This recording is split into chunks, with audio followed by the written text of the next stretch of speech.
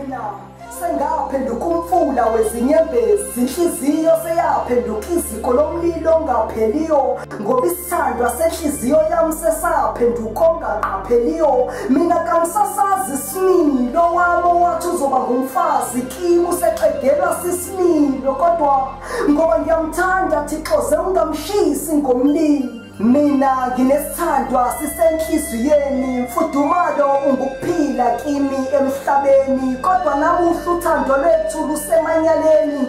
Oh nhliziyo lekelela, zindlebe lalela, ngoba engimthandayo usephenduka ufezela, nasemphakathini sengaphenduka inhlekisa, ngoba lo engimthandayo usaphenduka iseqamgaqo kasafuni nokuncelisa. Uma ngithi ngiyamlalelisa mhlawumbe ngiyamhlekisa, uma navuka ulaka athi amanye amadoda yamanelisa, futhi uyayizonda lento yokuncelisa ngoba mina ngiyamhluphekisa. Angithi qaqamba incebe lahlatshwa lisoka lakhe, kuvuka ubuhlungu nezifiza ezilethwa yimfebo yakhe. Ngamhleza neshada ngikhumbula izethembiso zakhe, bese kuphele nasozwanini ngenxa yakhe.